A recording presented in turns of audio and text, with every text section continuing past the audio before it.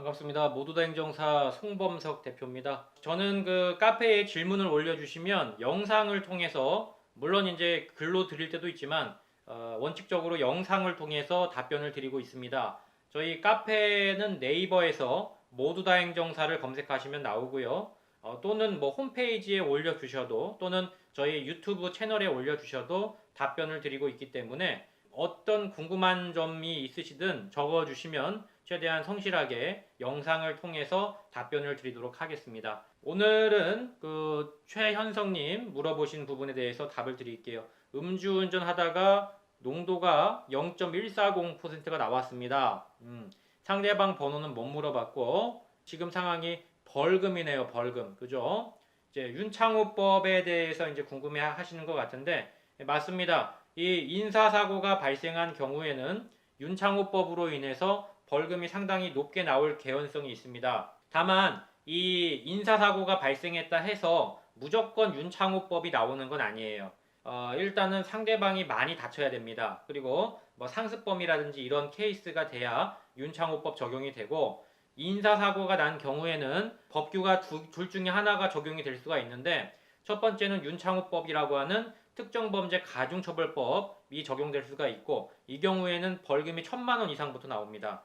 두 번째는 원래 있던 교통사고 처리특례법이라는 게 있습니다. 그래서 교통사고 처리특례법이 적용이 되면 벌금은 대략 한 500만 원 선에서 이제 적용이 됩니다. 교통사고 처리특례법이 적용이 될지 윤창호법인 특가법이 적용이 될지는 좀 두고 봐야 되는데 일반적으로 사고가 경미하면 윤창호법을 아직까지는 적용을 그렇게 많이 하고 있지는 않습니다. 물론 이제 상습범이라든지 굉장히 이제 재질이 나쁘다라고 판단되면은 윤창호법 적용을 하는 경우가 있는데 애를 감옥에 보내야겠다라고 생각을 했을 때 적용을 보통 많이 합니다. 그런데 이제 벌금만 때릴 경우에는 윤창호법보다는 아직까지는 특례법을 그러니까 벌금이죠. 교통사고 처리 특례법을 적용하는 경우가 많다라는 것들을 좀 볼 수가 있는데 왜 그러냐면 네이버 뉴스나 다음 뉴스에다가 윤창호법이라고 검색을 해보시면은 항상 그 어디 지역 최초 윤창호법 적용 이런 식으로 최초라는 말들이 써 있어요.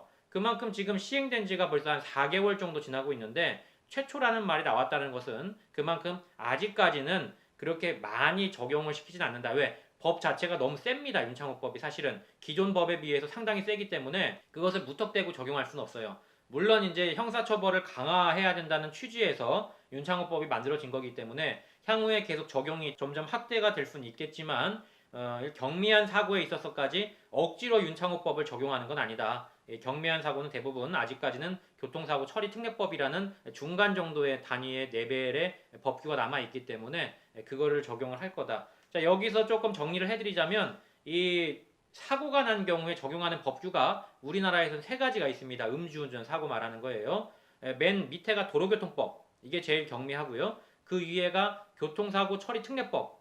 그 위에가 윤창호법이라고 하는 특정범죄 가중처벌법. 이 세 가지가 있습니다. 다시 한번 정리를 하자면 도로교통법, 교통사고 처리특례법, 특정범죄 가중처벌법 이 세 가지로 삼형제죠. 이 삼형제로 구성이 되어 있는 게 현재 음주운전 사고 처벌 체계도입니다.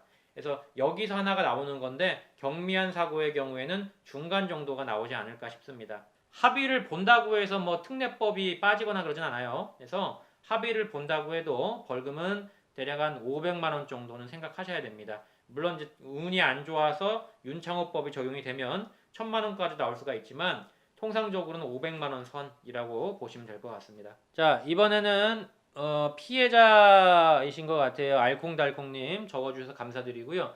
신호대기 중 뒤에서 쿡 하고 바꿨길래 상대방 쪽에서 차에서 내리지도 않고 상대방이 안 내렸다는 거죠. 가해자가. 차에 계시면 어떡합니까? 라고 했더니 25만 원에 합의 봅시다. 이렇게 했대요. 보험 불러라 했더니 욕설과 협박까지 했다고 합니다. 가해자가. 경찰에 신고했습니다. 음주운전자였던 거죠. 이분이 그 자리에서 보험 거부해서 전화가 왔답니다. 가해자로부터 100만 원의 대물대인 형사처벌까지 합의를 하자고 했다. 가해자가 마디모 신청까지 한다라고 하는데요. 가해자 입장에서는 이제 최후로 사용할 수 있는 부분이 마디모 신청이 되겠습니다.